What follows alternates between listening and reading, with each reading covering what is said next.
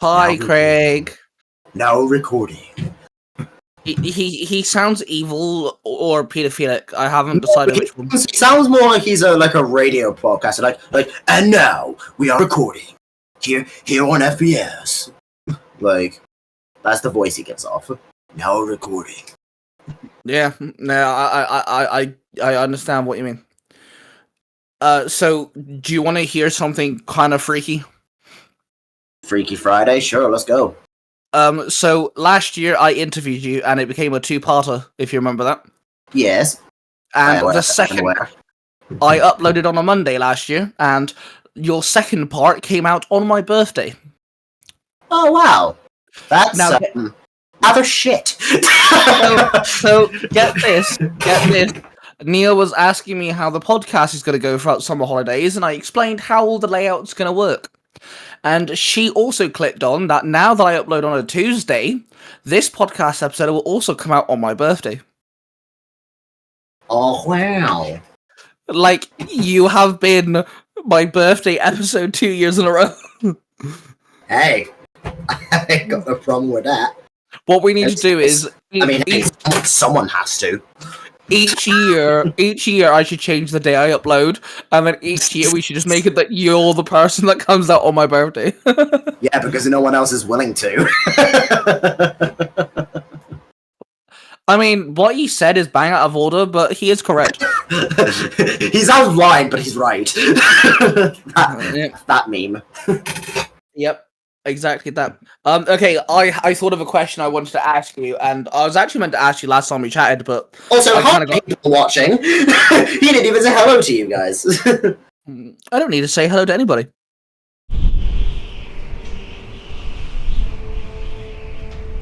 Now, before my brother gets on my back about me not introducing the podcast and saying hello to everyone, I was gonna record it post-recording with him, so bro, get off my back. Hello everybody, my name is Ty Tiger, and welcome to the Tiger Nexus podcast, and of course, like we discussed just then, this episode is dropping on my birthday, which is a bit odd. Freddy seems to be just my birthday guest. Freddy is my younger brother, we both share the same father, and this episode is just a big Star Wars themed episode. I don't know what happened. I had one question which started off as a snowball, and now we ended up with this avalanche themed with Star Wars. It's a Star Wars themed avalanche. Just take it. It's a fun time. We dive into the movies, TV shows, even the games get mentioned. It's a fun time with Star Wars themed stuff. And so, of course, don't forget to check out the YouTube channel and subscribe to the YouTube channel, and don't forget to follow us and rate us on the podcast platforms, and let's dive in.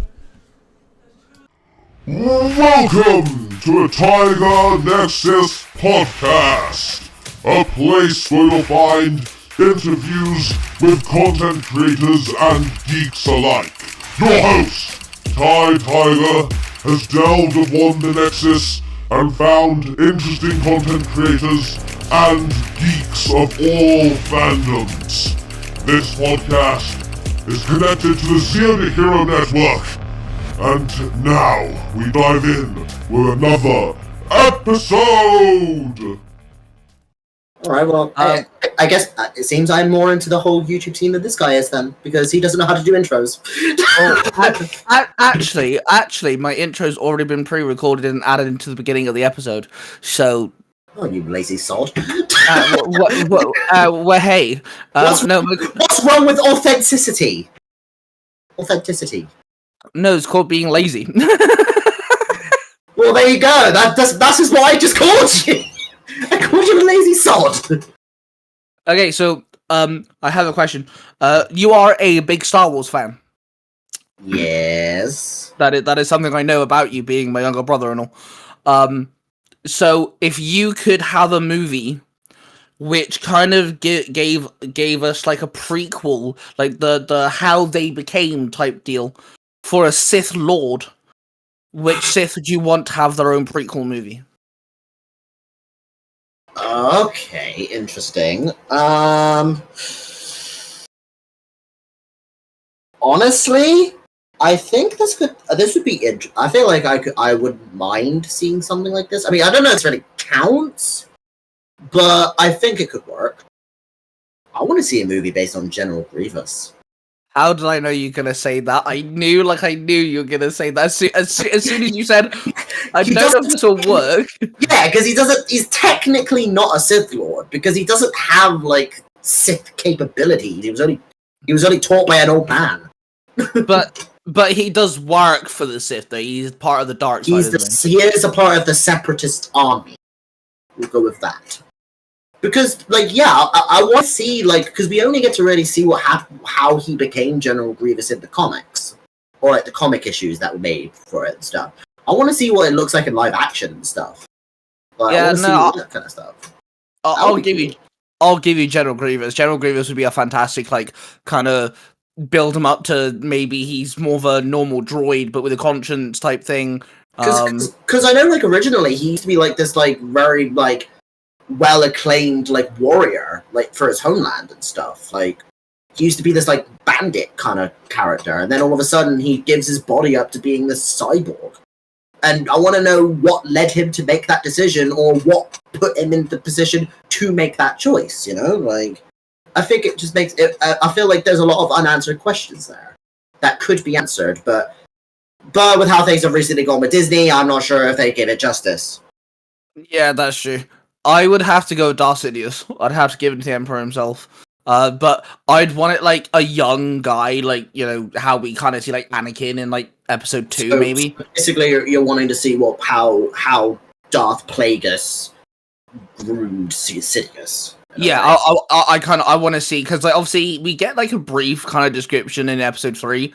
But like I want to see it like played out. I want to see how, like, what was he like before he was on the dark side? Like, what was he like beforehand? I mean, we obviously know that Palpatine killed Plagueis to become the Sith Lord, right? That's what happened. We know that. Like, that's how I would end the movie. I'd end the movie with him like with the death of Plagueis, and then seeing the very start of Palpatine's rise of power, I guess. Yeah, I wouldn't want it like too connected. Like, I wouldn't want to end it like him being, you know, I don't know, talking to Qui-Gon and Obi-Wan or anything. I'd want it like end it where like he officially is now the Sith Lord type deal. And like how he builds his status of being in the middle.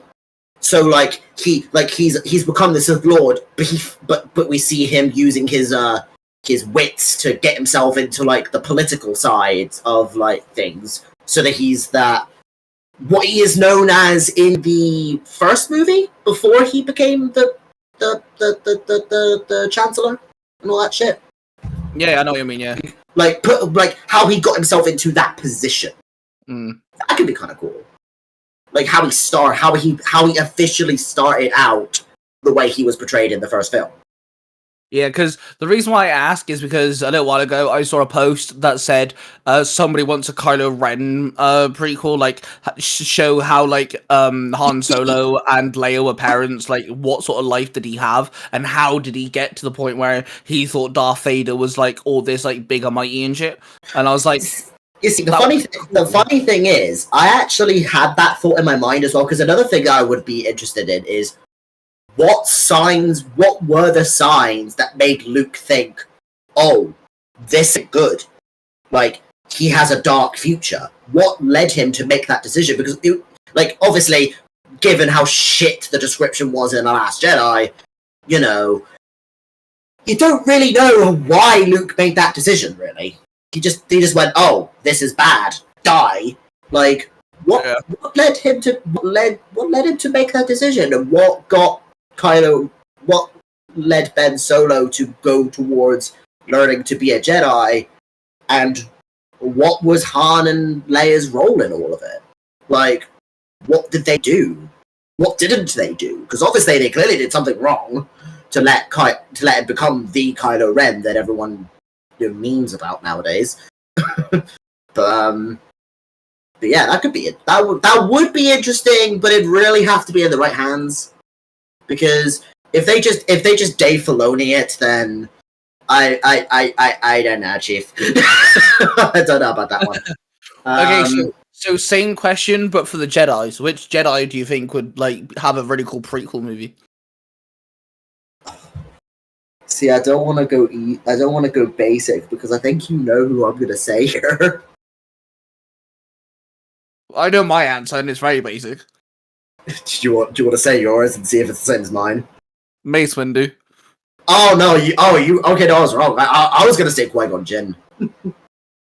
No, see, I don't think that's basic. I think Qui-Gon Jinn's an amazing shout because the only thing we've ever seen for Qui-Gon Jinn, take away like the comic books, we're talking about just like live action, like, is Obi-Wan and Qui-Gon Jinn episode 1, and then in episode 3 we learned that he's a ghost and that Obi-Wan can talk to him. That's literally it. Yeah, exactly. So I'd love to see like what sort of Jedi was he? You know, maybe have like a younger Obi-Wan Kenobi at the end. Like turn like that maybe gets his apprentice right at the end. That just reminds me of something. Like, didn't they talk about how they learned to like speak to ghosts? But didn't Obi-Wan technically speak to him in the Clone Wars one stage?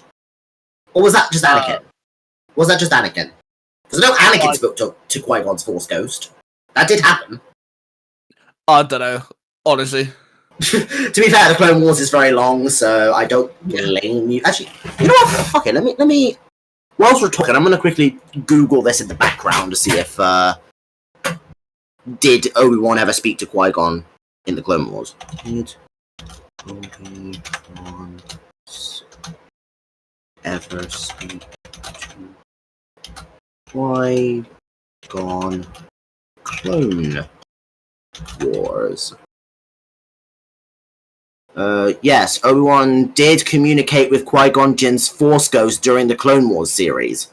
So that just that's okay. So there's a loophole now, because now the ending scene in the third film makes no sense, because Yoda speaks about Qui-Gon learning the path of immortality and stuff like that, which then that's when he becomes a Force Ghost, not before that. So, and Yoda states that he'll leave Obi-Wan the teachings to learn how to actually communicate with him. Yeah, in the Clone Wars, apparently he already spoke to him. So, what? That stuff annoys me, man. The conning stuff annoys me. Like, I get so heated when people try to, and especially when people try to convince me that it's right, and I'm like, no, it's not. It's fucking not. You don't know your source material. It's fucking not. And with Mace Windu, the reason why I say Mace Windu is because the lore behind the purple lightsabers is, you're perfectly balanced between the light side and the dark side. You're the dark side. So I want to see why and how. And your name is Samuel L. Jackson, so. And I want to know the whys and the hows and stuff. Yeah, and how it's possible to get your lightsaber to that color. Because there are obviously people after Mace Windu who could definitely have a purple lightsaber. Two people I can think of right on the top of my head is not canon Starkiller, and 2, Cal Kestis. Who technically is canon. Cal Kestis, yeah, technically is canon. The reason why I say he should have a purple lightsaber is because, he uses Force Slow. Force Slow is a dark side ability. So, So, as of recording this, I haven't played Jedi Survivor. I've only recently finished Jedi Fallen Order, which I'm really glad I played. I will not. Have you seen any of Survivor? Because if not, obviously, I will not spoil anything. The only thing I've seen of Survivor is I know Boba Fett has a cameo. That's literally it. Yeah, I will not say when he shows up. I will say that. I won't say when he shows up. I'll just say, yes, he does have a cameo, and yes, it is awesome. That's what I will say. And, I know that, you can get, what's it called? You can get different lightsabers, like the crossguard lightsaber. I know you can have, different lightsaber stances, I think they're called, yeah. But, that's basically pretty much it, yeah. I won't say too much because obviously I don't want to spoil anything because you still have yet to get through Fallen Order, and there's a lot of story stuff involved in Survivor that doesn't make sense unless you play Fallen Order. So I'll let you play through that because it is worth it. Hard, but worth it. But honestly, I just found Jedi Fallen Order really enticing. It was really gripping. Loved Cal. I really like his actor. The game is all, yeah, Cameron Monaghan's great. He's great. He's the guy who plays freaking what's his face in Gotham. The guy with the freaking smite, the big smite, the Say dude. He plays Joker. That's who he is. That Joker. That show's version of Joker. Yeah, him. And that is the one thing I don't like. That's the only role of his I've never liked is that version of Joker. That is terrible. Well, you can see why I got cancelled. Yeah. But like, I really like the fact that like the exploration of different planets, like the lore building. I love this whole storyline of like, you've got someone who's been in hiding for years, and then you've got it's out of touch with the Force, like. Yeah, and you got this woman who turns up and she's like refuses to use the Force and things, and it's a nice build up and everything. You will know why. You will know why that happens. What, the fact that she doesn't use the Force? Yeah. Yeah, you learn that in Fallen Order. I know. I'm saying if you haven't gotten that far, you will know why she doesn't. Yeah, I finished Fallen Order. Oh, you finished already? I thought you said you were playing it. No, I recorded it and I finished it. Honestly. Oh, okay. I thought you were still in the middle of going through it. Dude, literally, it got to a point where I was recording 3 videos a day because all I wanted to do was play the game. Yeah, the game is really fun, and I think you'll enjoy Survivor that much, if not more, because like there's a lot more you could do in Survivor. But there's a lot more to find, and there's a lot more I'll tell you, the customization in Survivor is a step up from Fallen Order, like exponentially. I know you can customize his face now, like his hair and stuff. I know you can customize that. You can customize like outfit piece. You could completely change his outfit, whereas before, or you could just change his poncho. Yeah, I don't like the ponchos. I played the entire game without the poncho on. I really don't like the ponchos. Oh, you would piss a lot of people off. Like, I remember there was this like thing that before Jedi Survivor came out, where Cameron was obviously memeing, and he just said, "I would not return back to this game unless the poncho wasn't in it." Like, no, you need to watch that interview. It's hilarious. Where he's just like. It's like, we're talking about, like, story and character development and stuff, but you didn't mention the poncho. And he's like, he's going on about how, like, the poncho is a great thing and all that. Like, that's the reason why everyone came back to the game, is the poncho. Like, and, like, so you're in the minority there. That's a hot take. It's fine. I don't mind being in the minority there. I don't mind at all. Well, luckily for you then, you don't have to worry, because there are a lot more options rather than just a crappy under outfit. I'm gonna say a massive hot take here. Well, I don't know if it's a hot take. Let me hear this. Cal's little droid. Right. The best droid in Star Wars. You know what?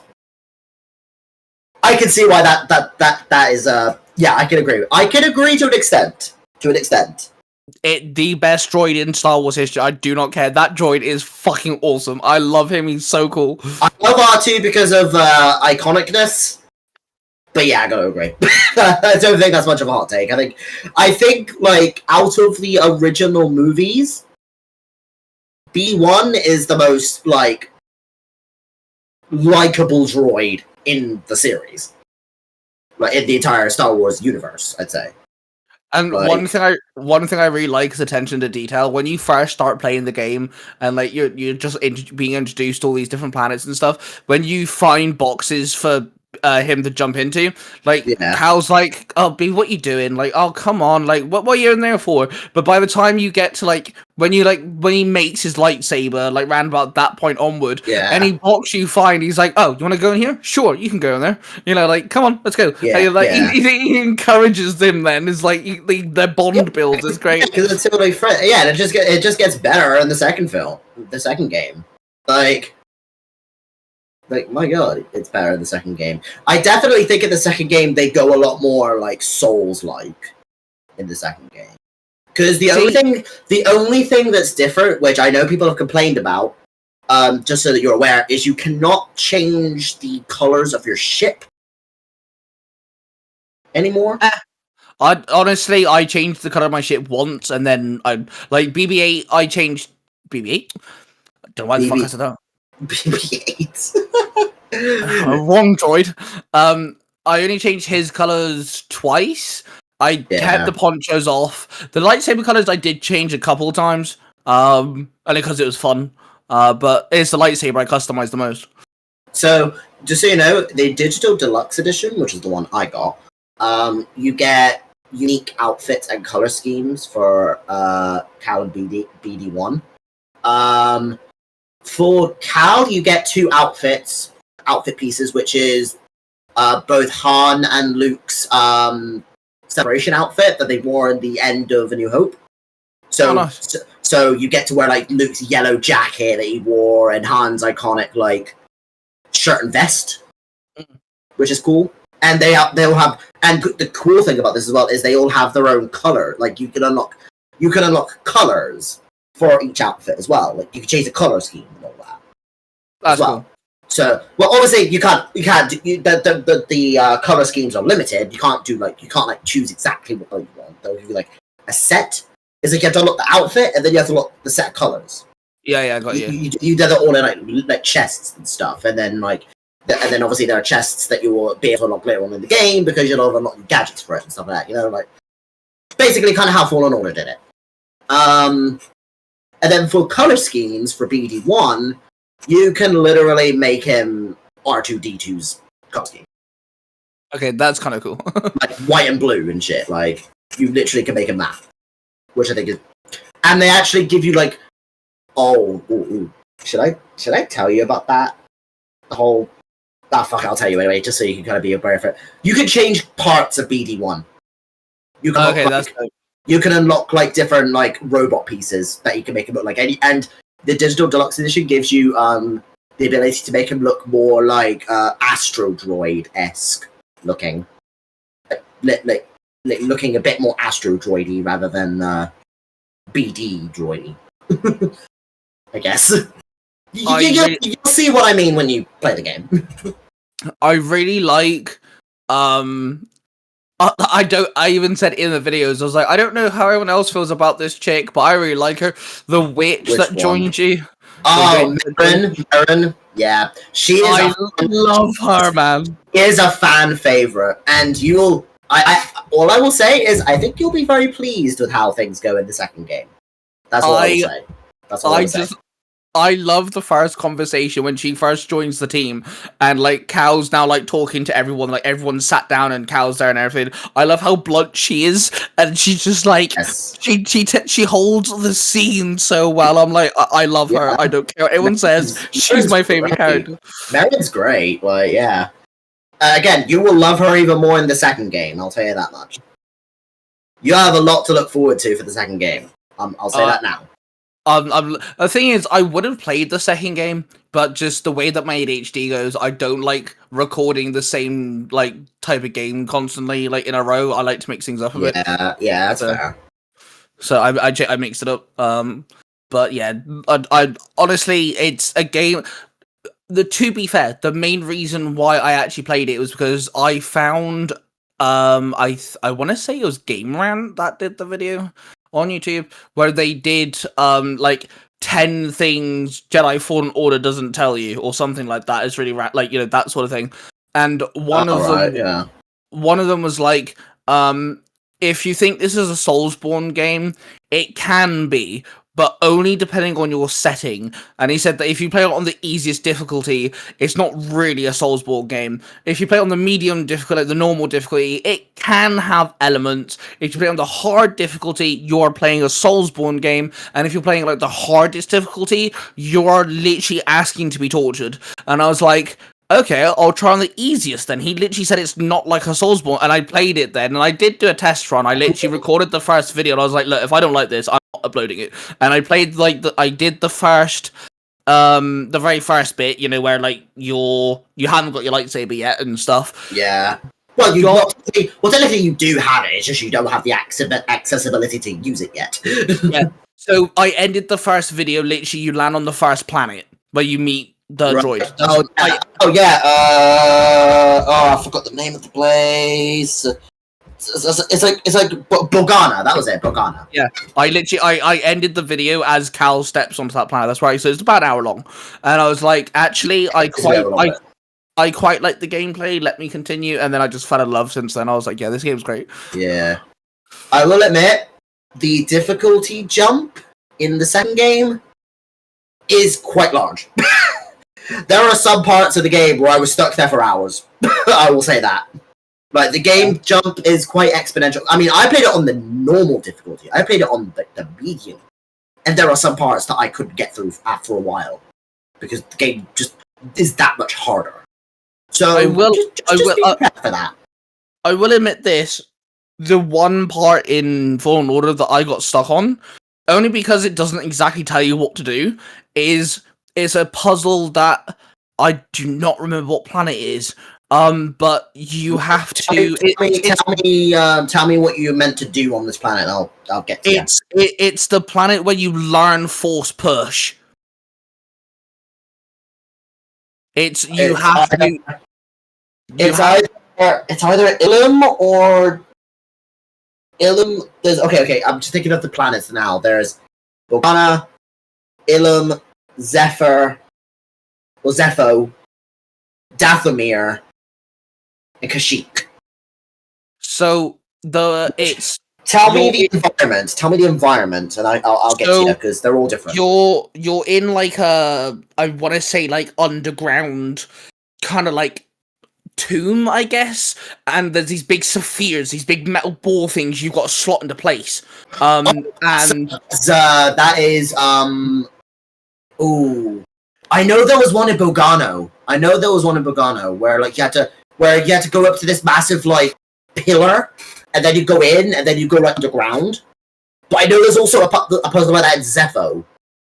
Okay, so I'll tell you the exact point I got stuck on. You've got this big crystal thing that you've got to raise up into the ground, but there's vines that tangle the chains. You can't do it. You have to get a lamp and burn it. I know what you're talking about.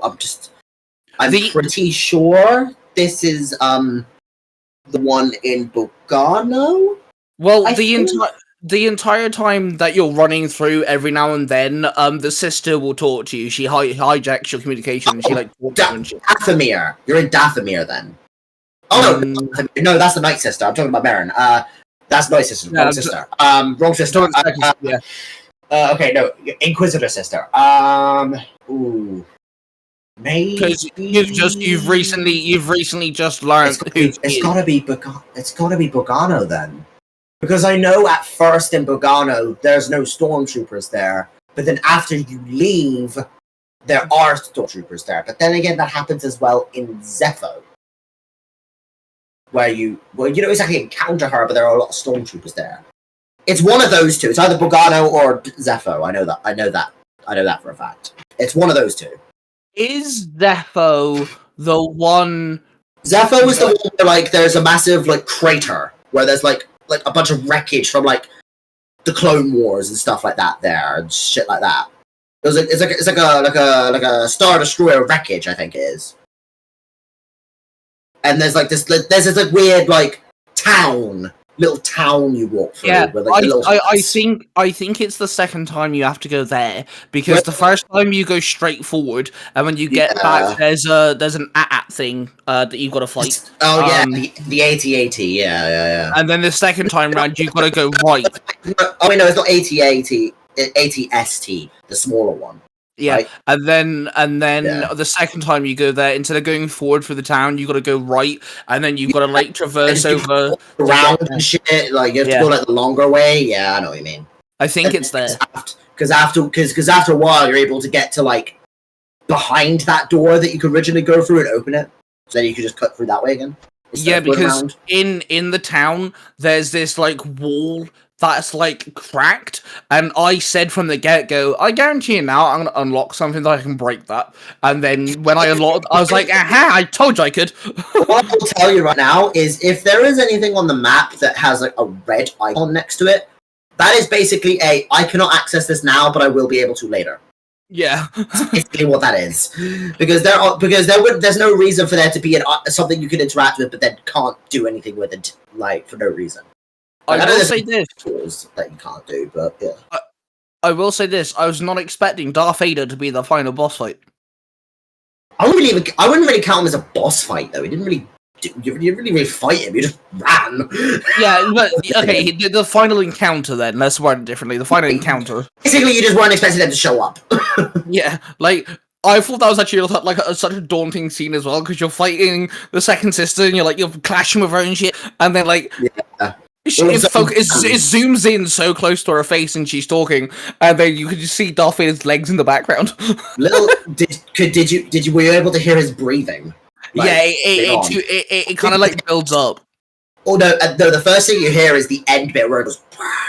Yeah. That's the first bit you hear of it, and that's when she's like, "Oh shit!" Like you can see on her face, she was fucking scared. Yeah, she's like, "Oh fuck, I fucked up big time." Like I'm fucking dead. That's what she was thinking. And I just like how like Cal was just like, "Ah, don't look good." Like he doesn't know what the hell's going on. Obviously, he doesn't because he's never seen Darth Vader at that point.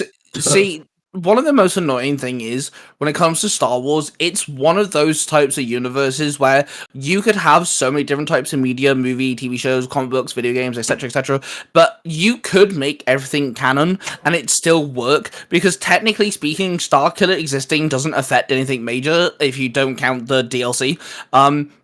And you could, like, if you did the good endings, you relatively could, like, Starkiller isn't canon to anything. It's really annoying because he's such a cool character. Yeah, he's a cool character, but you're saying Starkiller could be canon here, but I'm thinking back to what like happened in the main story, and I'm thinking bit of a stretch, I think, because him being the reason why the rebellion exists in the first place. I mean, I could kind of get behind that, kind of.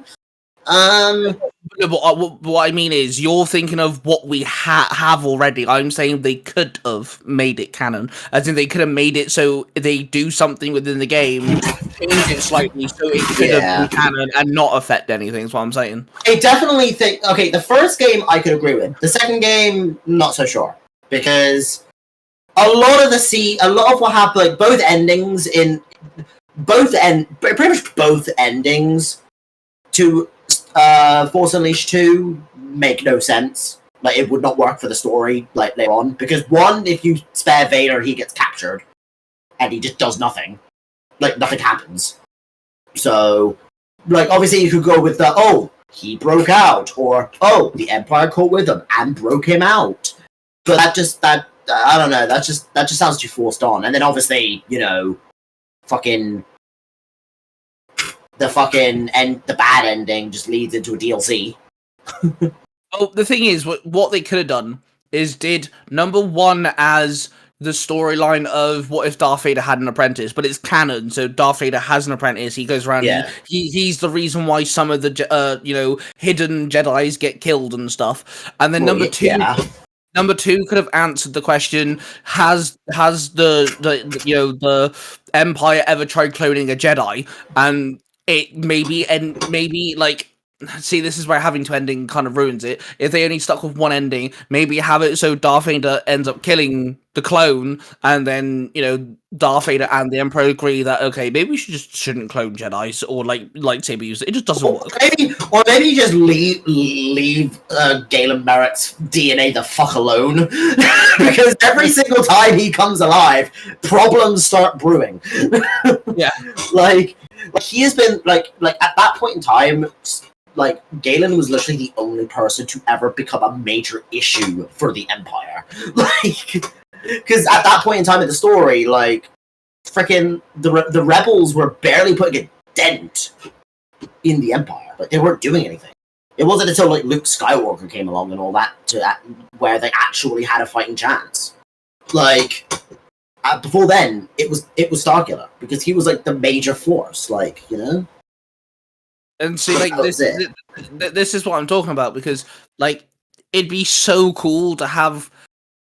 Okay, so Cal technically is canon. Apparently, Andor Season 2 hints at Cal in a way. I don't know, I haven't watched Andor, but apparently they hint at Cal in a way. Which would be kind of like basically saying that he was canon at some point.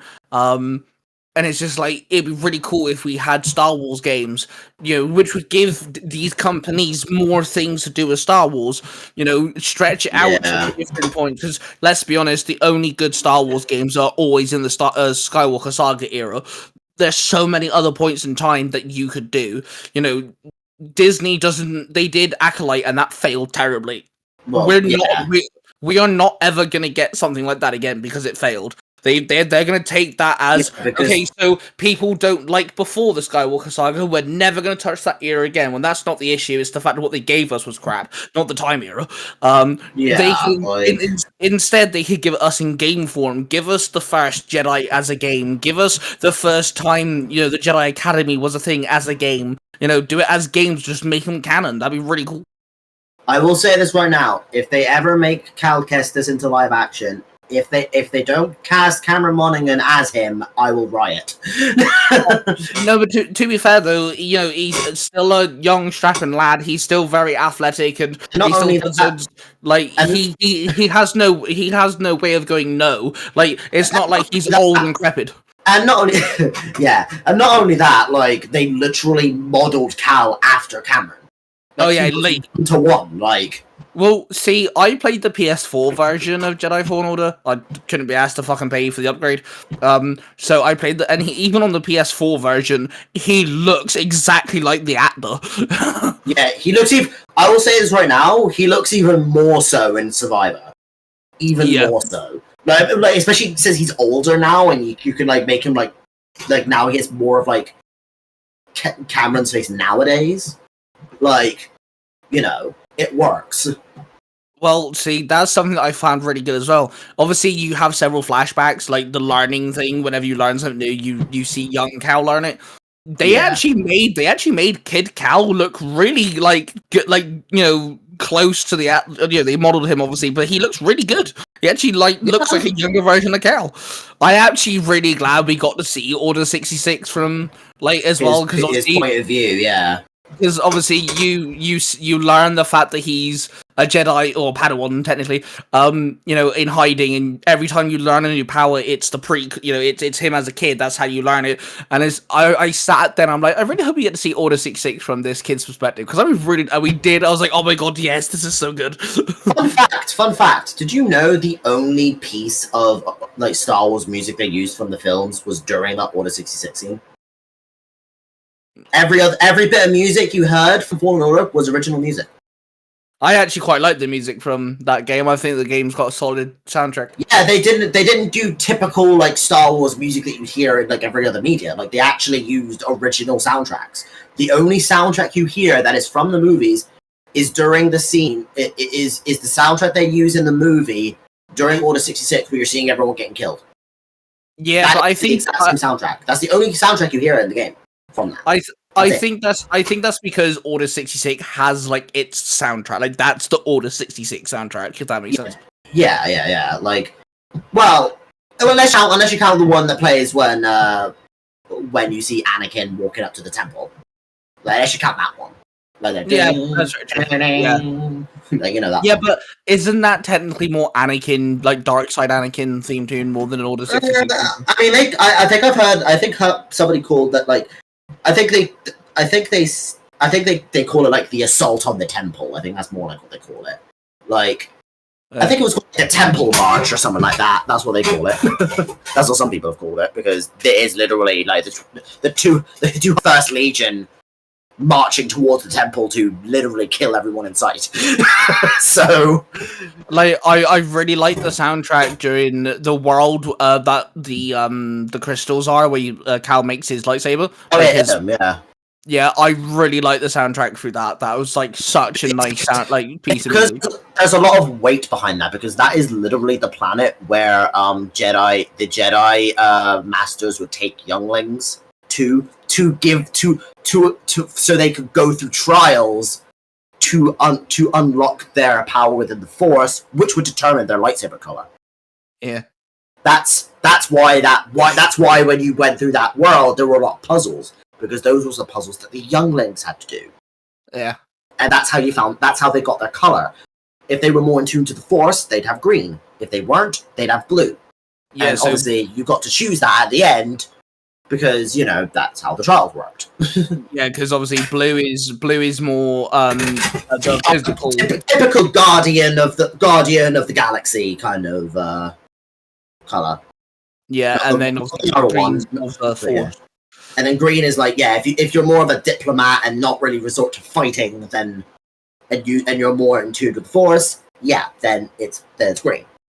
And then obviously rarity, if you decide to go, obviously there are other ones like that you can choose.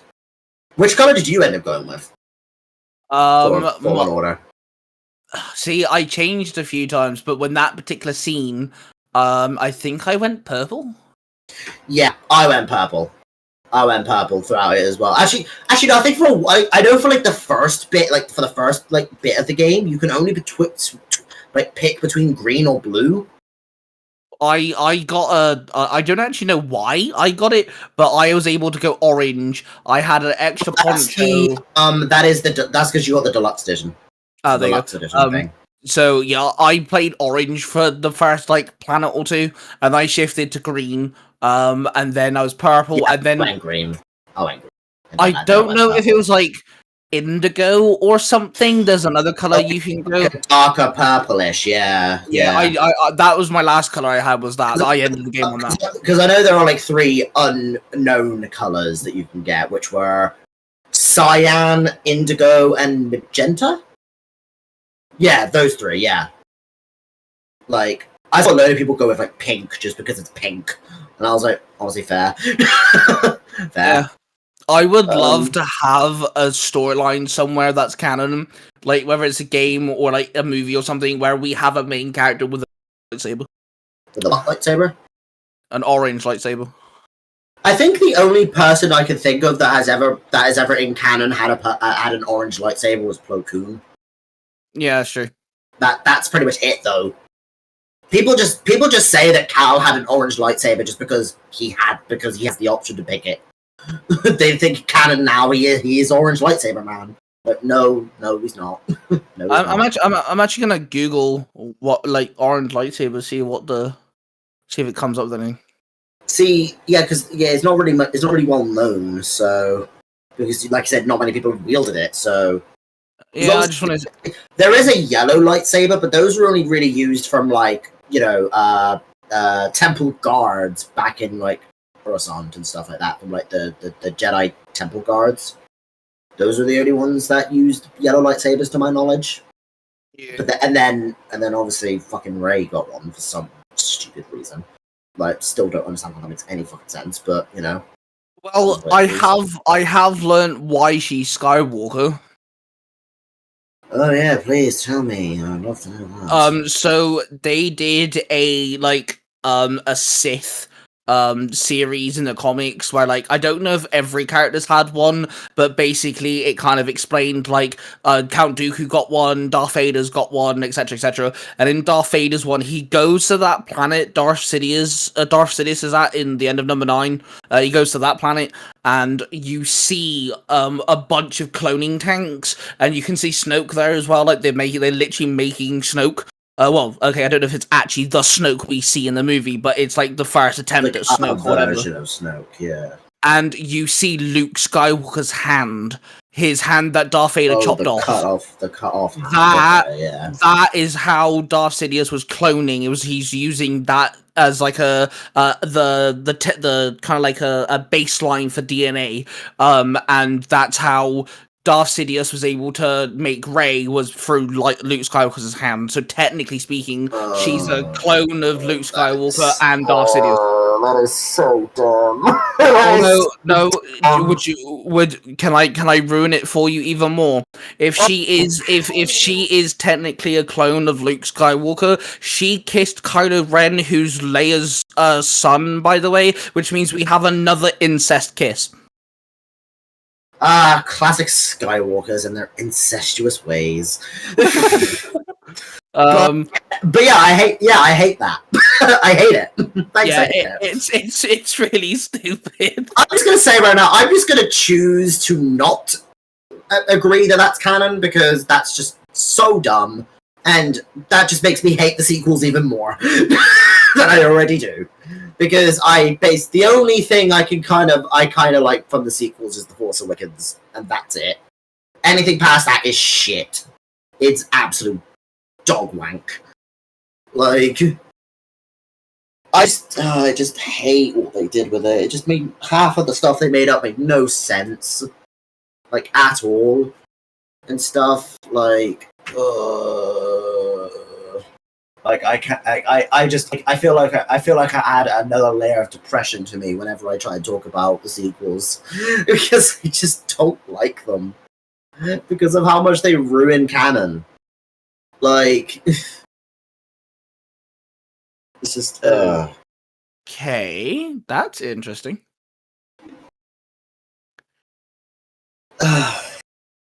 Thanks, Ty. Now you've depressed me. You made me realize where Star Wars is in right now and why I hate it. I just found out why there's orange lightsabers. Go on. So they don't have kyber crystals. They have something called a choline. I don't know how it's Kohlen. I don't know. Hold on. What? They have something that's an asshole. Right, so I'm gonna say choline crystals, which are on Pijal's moon, and that's where Pax gets and makes his lightsaber. Because they are identical to a kyber crystal, but their microscopic fundamental build up is slightly different. They're actually used to power shields more than anything else. That's what they were used beforehand. They're extremely like dense and now rare, but they're like now rarer than kyber crystals, but they're very close to, hence why they can make lightsabers. But it changes your light. If you use this particular crystal, you get an orange one. In the comic books, there's a comic book where Qui-Gon Jinn and Obi-Wan Kenobi go to the moon to investigate a terrorist attack on said planet and its moons, and that's where they find out what this type of crystal is. But that's how we get orange lightsabers. It's a different type of crystal. Huh. So basically, Cal would never have this. Realistically, yeah. Because he never went to a planet where he could obtain this. So technically, so yeah, the orange lightsaber color in Fallen Order, and I guess Survivor, because you can also have one in Survivor, is not canon at all. Like, Cal should not have this. Yeah, yeah. It should not exist, but it does. It does not exist, but they wanted to give him orange because, fun factor. That's pretty much it. But which is fair. I mean, you want to make it engaging. So, and then obviously we have white lightsabers, which were wait. What is it? What lightsabers? We had the white lightsabers, Ahsoka's. She's got white lightsabers, doesn't she? Yes, because those are associated for for those known as the White Jedi, which basically the way you get a white lightsaber is if you get a red lightsaber and heal the kyber crystal from its bleeding process that the Sith Lords had to do to make their lightsabers red. If you heal the bleeding effect, it turns white. Yeah. So this says that Ahsoka retrieved her double-bladed lightsabers off the Imperial crystal known as the Sixth Brother. She purified the dark side taint imbued via the bleeding, and then obviously she built her lightsaber using that. Which we saw happen in Tales of the... Which one was that one? Tales... Because it was... I think so, because it was the scene where the one of... The weird ghost brother or whatever was assaulting this kid, I think it was, I can't remember, and then they say, "Where's the Jedi?" And then she showed up with no lightsabers and literally killed him by taking his lightsaber. So I think that's how it worked. I think that was the brother we were talking about. But yeah, that's how she got her that's how she made her lightsabers white, because she killed that Inquisitor. I like the fact that they keep wanting to, obviously, back in the original trilogy, we only had blue, green, and red. And now we've got all these other colors, but they somewhat have given us, so the orange ones is kyber crystal, a different type. The white one is a reinforced red lightsaber that has been healed. There's different ways. They keep coming up with. Yeah, okay, it may sound a bit head twirly, but they keep coming up with, hey, we want to make a new lightsaber color. We need to make a new backstory. And they keep expending the lore and stuff like that. Yeah. Like, I mean, yeah, essentially. And then obviously Purple originally came just because Samuel L. Jackson wanted to stand out. Like that was the original backstory as to why Purple exists. like that. Like I literally remember Samuel L. Jackson being like, "Hey George, can I get a purple one? I want a purple one." To be fair though, he did just say to George that he's happy being a stormtrooper, and then he made George Lucas was like, I cannot have Samuel Jackson on a Star Wars in a Star Wars movie and just be like, a trooper. He needs to be somebody. And so he was like, here you go, pick a lightsaber. And he's like, what color is it going to be? He's like, what color do you want? And he's like, motherfucking purple, obviously. I remember how it went. Like, I remember seeing it. Because Samuel Jackson went like, hey, can I get a purple lightsaber? And George was like, lightsabers are only green or blue. And he's like, yeah, but I want a purple one. and then George is like, we'll come back to you. We'll come back to you on that. And then about a week later, he had the purple lightsaber for the second film. And then, he's like, then Samuel was like, this is great. Now I can find myself in this big fight scene. And then he's like, you see all these lightsabers going off. He's like, oh, there's me right there, but the purple one. And now, obviously, they've come up with this massive backstory as to why purple exists, because you can't just say, oh, why is there a purple lightsaber in canon? Oh, because this black guy wanted it. Like, you gotta give a full on backstory for the timeline, like, and it seems to be quite rare as well because only Mace Windu, as far as my knowledge goes, has ever had a purple one. Yeah, canonly, I think he's the only person. Yeah. This is why I think why Cal should either be a purple lightsaber or a white lightsaber, because white lightsabers are also really given to the white Jedi, which basically are Jedi that are no longer a part of the Order and follow what they think is right, which which could sometimes not be in the Jedi code. Which, by the way, I say that Cal is in the white Jedi stuff. I don't know if you know a lot about those type of Jedi, but all I will say is if you don't, do a little bit of research and then play Jedi Survivor and you will see what I mean. Because there are a lot of instances in Survivor. Well, I'm not going to spoil the story because the story is a very big reason as to why. Because it basically you learn a bit more about the Jedi code, if that makes sense, and like why some of that was problematic, if that makes sense. But like I said, won't say too much. I'll let you discover that for yourself because there's a lot of mental aspects with that one. So here's a fun fact for you when it comes to the Darksaber. The George Lucas was opposed to having a non-lightsaber weapon that can block lightsabers and blasters, and the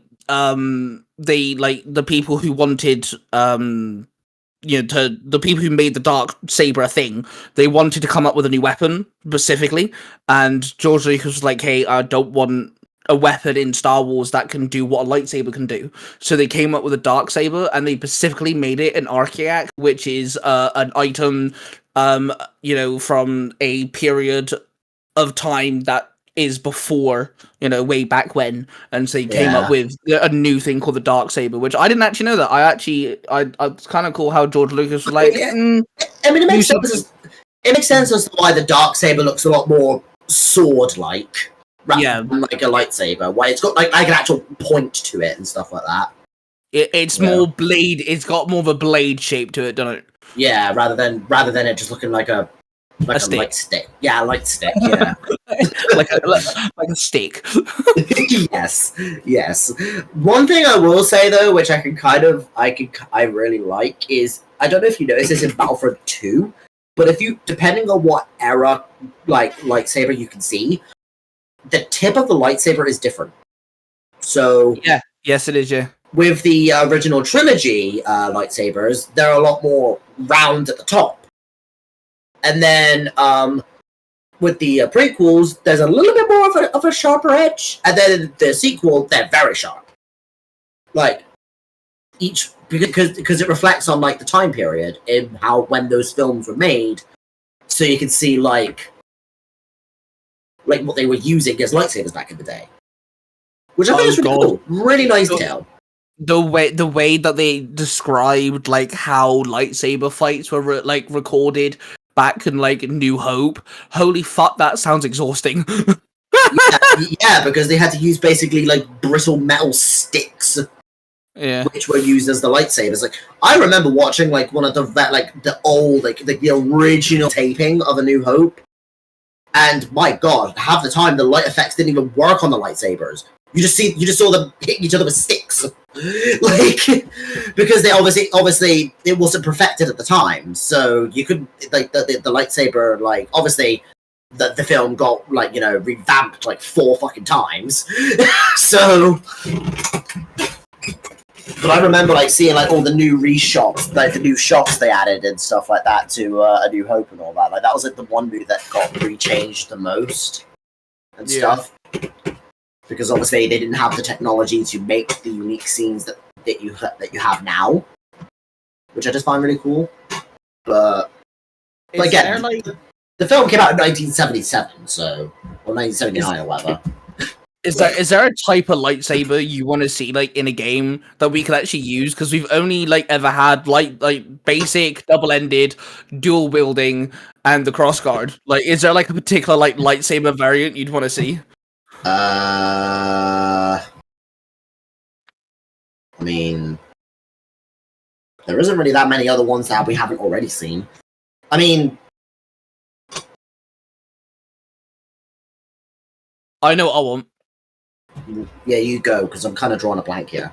In I want to say it's Force Unleashed. You fight the Jedi chick who has the tonfas. That was the one that came into my mind because that was the only other thing I could think of. Like, I was like, that would be so sick. So sick, but I realized how impractical that is. Those lightsabers are, because you have a 50-50 chance of chopping your own arms off with that thing. Like, yeah, true. One wrong move and both your hands are gone like Count Dooku. Like, I will say this though: the whole like double-ended lightsaber that the second sister has with like the ring handle and it can spin and shit. Oh, that is gorgeous. Yeah. That is so cool. I mean, those characters are cool and all. I mean, they're not pulling Star Destroyers out the sky or anything, but they're cool. Okay, so before we wrap this episode up, my final question: if you had to have a lightsaber, this is a very Star Wars podcast. I see. Okay. Hey, you said you would be like a substitute guest, and we can find things to talk about. And today we're talking about Star Wars. Does it matter? Didn't we plan there to be something to talk about? And then this was not part of it. But anyway. No, I said to you before recording, I had one question, and that one question apparently was a tiny snowball, and now we have. We have what? You just got out. Oh, I said we now have an avalanche. Okay, fair enough. if you had to have a lightsaber, color, variant, all that jazz, what sort of lightsaber would you have? Ooh, tough. I think I'd want a purple double-ended lightsaber. To be honest, that just sounds cool. Just double-ended, or double-ended that can split into two? Oh yeah, that yeah. Have like a either go double-ended that can split. Yeah, I think that could be cool. Yeah, a double-ended that can split into two just sounds dope. I'm not gonna lie, like. Yeah, that just it also just sounds the more fun because you get to mix your fighting style up. Yeah, if you want to be more heavy, if you want to go more heavy hitting, go with the double ended, and if you need to be more quick, split them in two and go wow, like go with that style. Like that also means, though, you're admitting to the fact that you're willing to be good and evil at the same time. Hey, if it means if I get to be a badass while doing so, fucking sign me up. I'd want double-ended that explained to you, but I'd want it to be white. I think white lightsabers look pretty. Yeah. Well, I think you'll be happy to know that is a lightsaber color you can pick in Jedi Survivor. Well, that just means, though, I have to, somehow get a red lightsaber, and I have to purify it, so, I'm gonna have to be doing that first, but hey, it's cool. No, I mean, technically, no, you don't. You can just pick it. Well, no, because if me and you had to get our own lightsabers, we have to do it properly. Oh, you meant? Oh, I thought you were still talking about Survivor. I mean, yeah, I guess that makes sense. I mean, yeah. I mean, I'm trying to. I mean, yeah. I mean, mine's simple. I just pick purple because I can dabble in the dark. So, in other words, what you're trying to say is you're not unique. And you are. I mean, yeah, fair.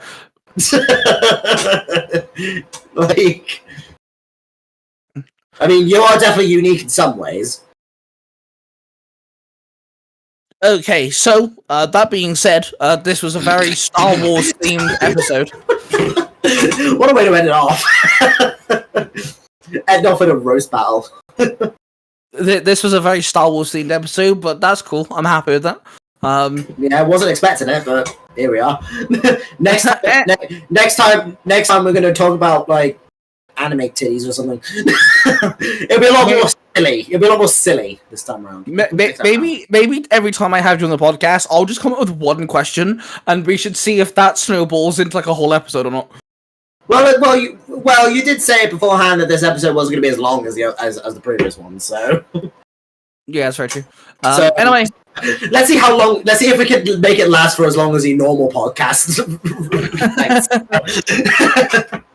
Well, my podcast usually goes between 45 to 90 minutes. So I mean, and where are we at now?